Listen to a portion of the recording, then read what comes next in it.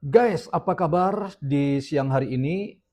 Semoga kita ada dalam keadaan serba baik dan semangat kita semua adalah ingin memberikan warna tersendiri dalam percakapan-percakapan di media sosial kita agar kita menjadi orang-orang yang benar-benar mempertahankan sisi-sisi kewarasan sosial kita dari banyaknya ya berita-berita yang berseliweran dari sini ke sana, dari depan ke belakang, atas bawah, yang membuat kita akhirnya memang seperti yang dikatakan oleh banyak filsuf-filsuf eh, postmodern itu sebagai eh, sebuah kenyataan bahwa begitu besarnya arus informasi yang tidak terbendung, pada akhirnya kita menjadi orang-orang yang kata Pierre Bourdieu itu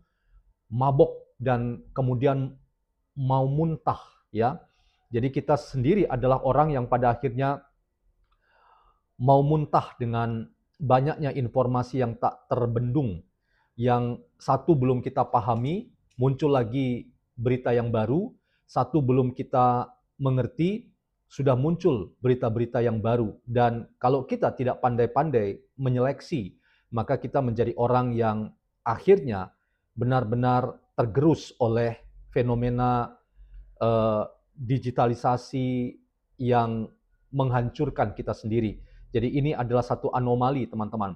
Ketika manusia menciptakan eh, apa digital atau teknologi digital untuk membantu hidupnya, tetapi ternyata aspek yang mungkin pada awalnya tidak pernah terduga bahwa apa yang disebut teknologi digital itu kemudian menjadi hantu yang menakutkan dan menjadi mesin pembunuh yang sangat menakutkan. Itulah yang dikatakan oleh Francisco Budi Hardiman dalam bukunya Aku Klik Maka Aku Ada ya. Jadi digitalisasi, otomasi yang menjadi perkembangan teknologi paling paripurna itu sekarang menjadi eh, tanda-tanda merosotnya peradaban kita dan kehilangan moralitas digital dan kehilangan etika digital yang hari ini kita ingin ya selalu menghadirkan warna tersendiri. Paling tidak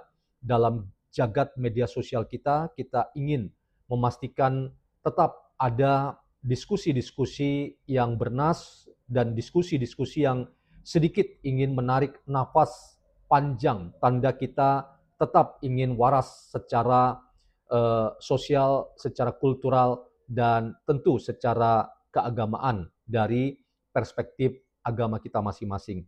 Nah, saya ingin mengajak kita diskusi dari apa yang dikatakan oleh seorang netizen yang memberikan catatan panjang yang saya terus terang teman-teman berterima kasih sekali dan hormat kepada sebuah akun yang namanya @tanimakmur garis datar O3P ya. Jadi @tanimakmur garis datar O3P ya, yang sekitar 2 jaman lalu dia memberikan sebuah komentar dari postingan video saya dan saya menemukan orang ini bukan orang sembarangan. Dia adalah orang yang suka memperhatikan video-video yang saya posting. Terima kasih buat teman Tani Makmur. Tetapi uraian Anda yang sangat berharga dan saya sudah membalas. Saya berterima kasih saya diberikan edukasi yang sangat kaya. Nah, ini teman-teman. Jadi saya nanti akan baca apa yang dikatakan oleh teman Tani Makmur ini. Dan ada saking panjangnya saya capture it 2 kali ya. Nanti saya akan panjang bacanya dan ini catatan saya yang sebagai komentar terhadapnya. Keren teman-teman.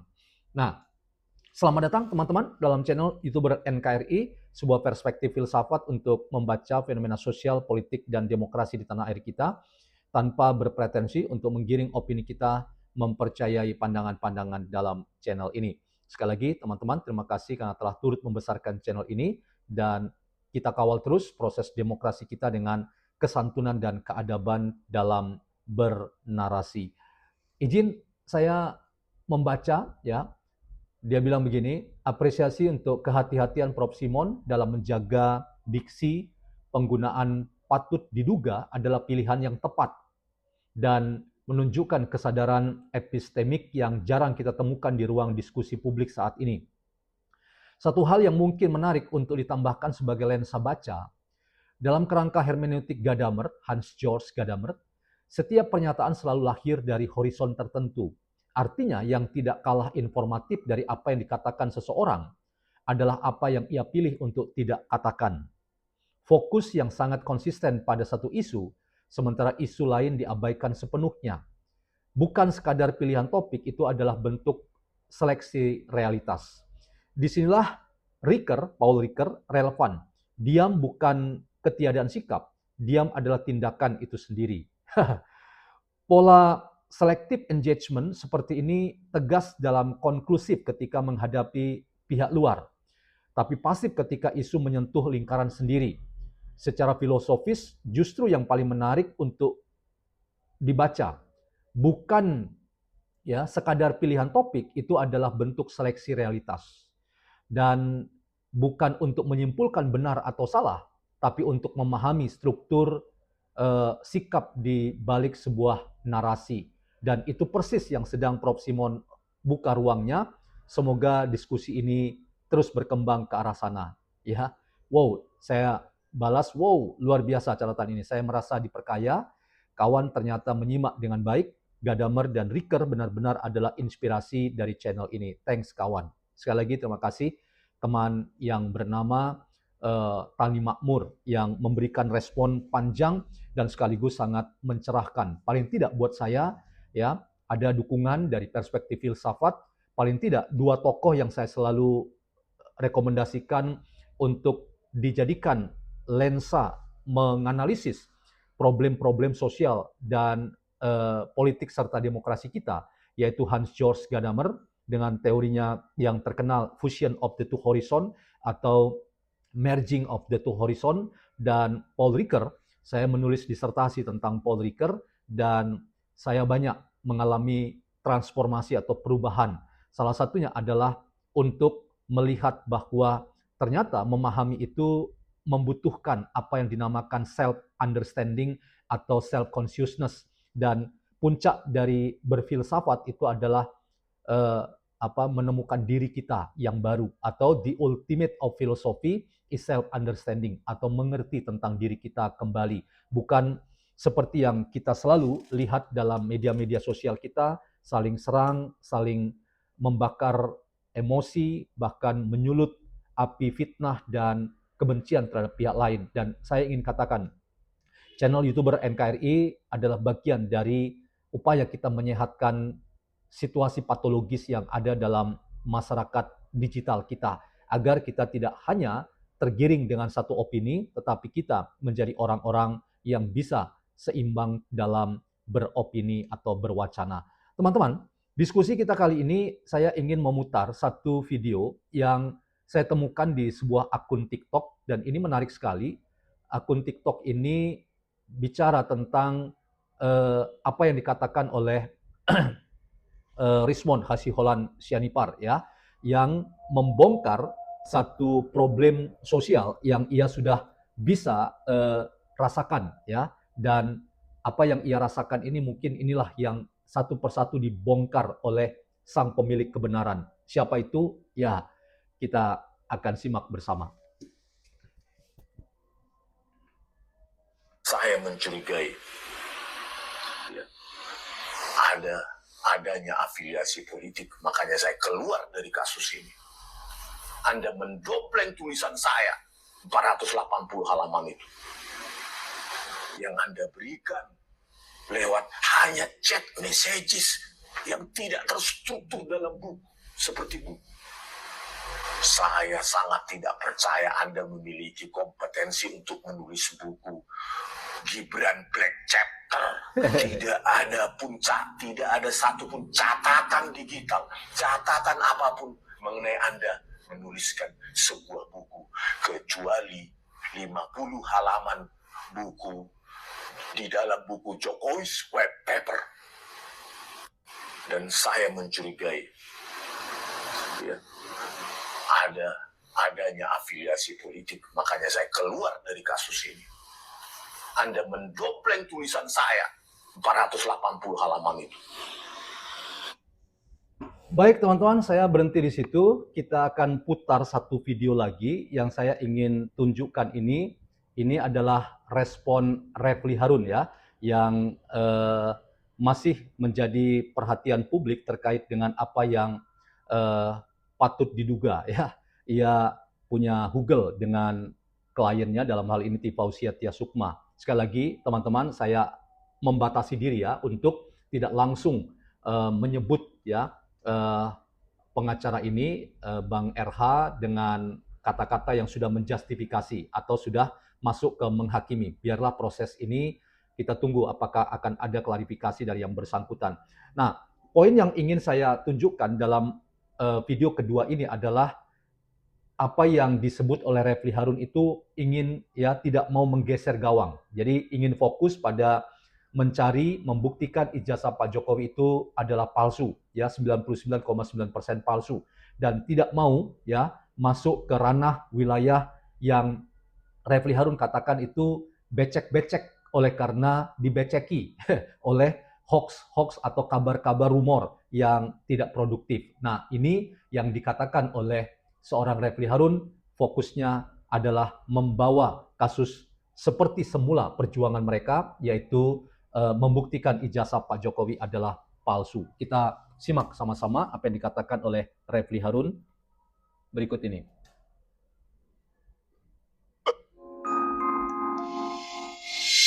Begini saudara sekalian, dalam permainan ijazah palsu ini, kita ingin menggeser permainan ini kepada substansinya. Substansinya itu adalah apakah ijazah mantan presiden itu asli atau palsu? This is the question. Bukan apakah Mas Roy melakukan ujaran kebencian, pencemaran nama baik, atau fitnah. Harusnya kalau pakai urutan yang baik, itu diselesaikan dulu pembuktian ijazah palsunya dalam kasus perdata citizen lawsuit di Solo atau Surakarta. Atau Bareskrim tidak cepat-cepat menghentikan penyelidikan pada tanggal 22 Mei 2025 yang lalu. Harusnya mereka menyelesaikan dulu secara solid berdasarkan putusan pengadilan bahwa ijazah itu palsu atau asli. Tapi yang kita lihat sekarang adalah alih-alih membuktikan ijazah itu palsu atau asli, yang terjadi adalah Mas Roy ditersangkakan karena dianggap melakukan fitnah, ujaran kebencian atau pencemaran nama baik. Dr. Tifa juga begitu. Rismond juga sebelumnya begitu. Kita tidak tahu apakah nanti RJ-nya akan diterima atau tidak. Kemudian di klaster 1 ada Rustam Effendi, Rizal Fadila, dan Kurniatri Royani. Dan hari-hari terakhir ini mainnya main pinggiran lagi. Gosip-gosip, isu-isu, dan lain sebagainya. Karena itu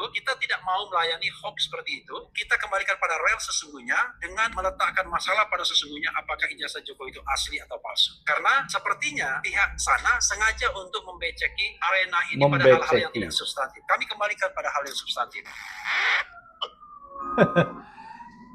Oke teman-teman, saya temukan itu videonya di channel Kucing Mujair ya, Kucing Mujair 100 ya. Silakan teman-teman menemukannya sendiri dalam channel ini agar kita mendapatkan insight yang lebih utuh. Dan sebelumnya tadi saya menemukan sebuah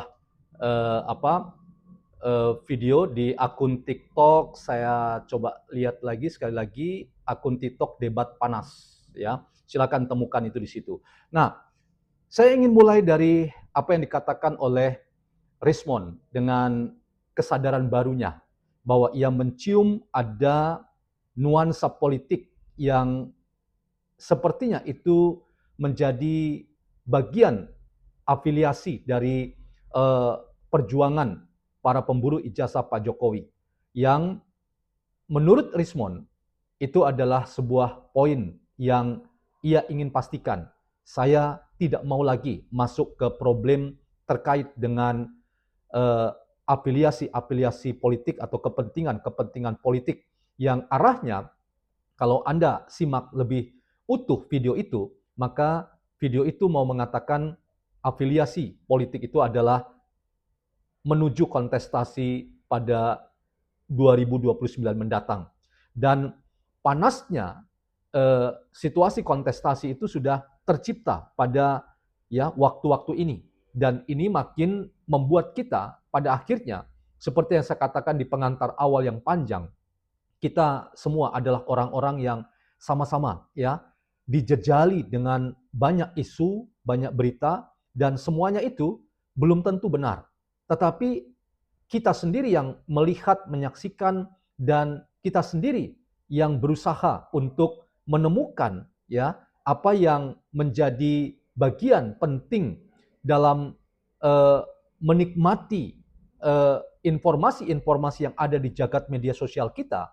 Kita sendiri harusnya menjadi orang yang bijak-bijak dalam menggunakan media sosial sehingga kita tidak mudah larut dalam informasi satu dan kemudian tanpa memahami dengan baik lalu kita membagikan informasi itu kepada orang lain dan kita kemudian merasa tahu tentang segala hal. Dan inilah yang saya ingin katakan, kita sebetulnya adalah masyarakat digital yang seharusnya kalau kita mengikuti perkembangan percakapan di pemikiran-pemikiran tentang filsafat digital, ya kita sebetulnya adalah orang yang nek dengan mau muntah dengan banyaknya ya informasi yang berseliweran datang silih berganti tanpa bisa kita konfirmasi dari mana datangnya, hanya muncul begitu saja dan kita adalah orang yang sama-sama menderita karena rupanya ya inilah wajah ganda dari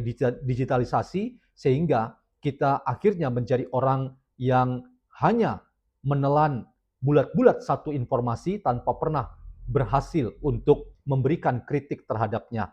Termasuk apa yang dikatakan Rismond ketika ia ya mencoba untuk berpikir ulang tentang apakah ia ingin bersama dengan Roy dan Tiva, bersama dengan para pengacara yang lain. Dan tentu saja gerakan besar ya yang terus ingin menyalakan kegaduhan-kegaduhan dalam kehidupan politik kita dengan masuk lewat pintu isu ijazah Pak Jokowi dan isu ijazah Mas Gibran. Semuanya itu hanyalah batu loncatan untuk apa? Mencapai target yang besar. Dalam konteks ini, sasarannya sekarang bergeser bukan hanya ke Pak Jokowi atau kepada Mas Gibran, tetapi sekarang sudah bergeser kepada pemerintahan Presiden Prabowo Subianto. Penggunaan istilah pemaksulan yang sudah eksplisit diungkapkan oleh sejumlah pihak itu adalah kode keras bahwa lawan-lawan politik Pak Jokowi dan Mas Gibran itu sekarang sudah bermetamorfosis menjadi lawan-lawan politik Pak Presiden Prabowo Subianto. Dan dalam konteks ini, saya ingin katakan teman-teman, bahwa YouTuber NKRI ingin memastikan bahwa kita harus memberikan ya satu dukungan terhadap pemerintahan ini untuk bekerja menyelesaikan tugas yang dipercayakan rakyat sampai 2029. Karena 2 tahun berjalan ini paling tidak ya trial and error dalam berbagai banyak hal termasuk misalnya isu MBG itu tak terelakkan dan kita tidak perlu dan rasanya kita tidak fair kalau kita sudah menilai bahwa pemerintahan ini misalnya gagal atau pemerintahan ini harus dimaksulkan. Inilah tantangan terbesar kita dalam berdemokrasi di mana banyak orang yang gagal untuk mendewasakan diri dalam demokrasi. Kita boleh berbeda dan itulah yang selalu diingatkan kepada kita, tetapi ketika pemerintahan baru terpilih, dukung pemerintahan itu. Dan ketika nanti tiba waktunya kita berkontestasi, kita kontestasilah dengan secara elegan, keras, boleh, tetapi tetap menjaga persatuan dan kesatuan di negara kesatuan Republik Indonesia. Nah, teman-teman, sebelum closing statement, saya ingin sekarang menggeser isu kita ke video yang kedua, ya, percakapan kita tentang video yang kedua, yang tadi ya Refli Harun katakan ia tidak peduli, ia tidak mau kita ya sibuk dengan urusan-urusan yang tidak produktif dan istilah becek-becek ya. Jadi ada orang-orang yang sekarang membuat wilayah atau tempat atau permainan itu kalau ibarat lapangan permainan itu becek gitu ya. Dan mungkin saja tujuannya adalah untuk menyebut ya bahwa ada pemain-pemain yang memang hadir untuk membuat isu pengalihan ke isu yang lain dan sama sekali tidak terkait langsung dengan ijazah Pak Jokowi. Ia katakan bahwa itu adalah orang-orang yang sengaja membuat becek dalam persoalan-persoalan yang ada di tanah air kita. Dan ini sekali lagi teman-teman adalah cara Refli Harun untuk mengalihkan ya, pengalihan isu untuk orang tidak fokus pada masalah yang dikatakan oleh Bang Farhad Abbas bahwa ada ya klien dan pengacaranya yang sepertinya harus diinvestigasi. Sekali lagi teman-teman, kita baru menduga, tidak menghakimi ya, bahwa ada hubungan khusus ya, affair relation antara seorang pengacara yang inisialnya RH dengan kliennya yang inisialnya adalah TT. Nah, kalau itu ya benar, maka saya selalu berulang-ulang katakan, tidak menghakimi, tetapi kita ingin minta yang bersangkutan mengklarifikasi. Karena percakapan di media sosial itu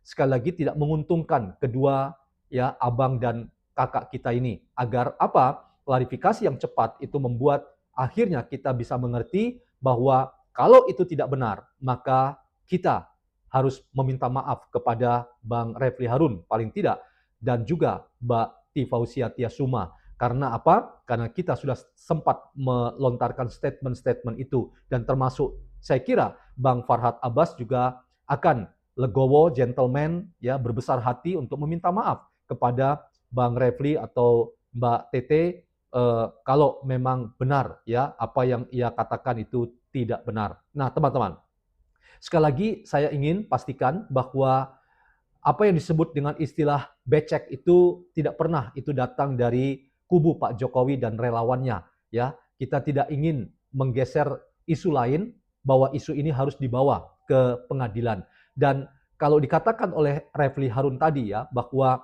yang mau dibuktikan itu adalah pembuktian tentang ijazah, maka itu adalah sesuatu yang tempatnya di pengadilan. Jadi jangan juga kita terkecoh dengan pernyataan Refli Harun bahwa problemnya itu adalah problem terkait dengan pencemaran nama baik, fitnah dan ujaran kebencian.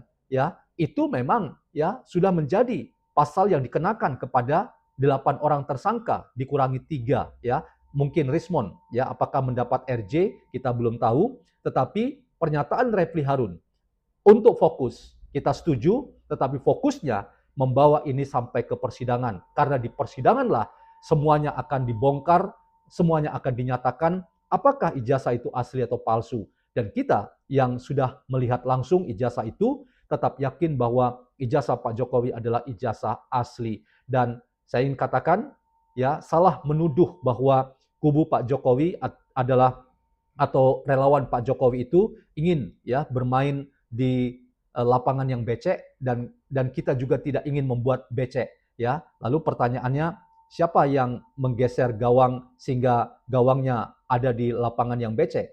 Apakah Bang Refli Harun memang suka di lapangan yang becek? Kita tidak tahu. Teman-teman, ini catatan saya dan selamat makan siang di tempat kita masing-masing. Saya juga sama dan semangat di hari ini. Salam YouTuber NKRI.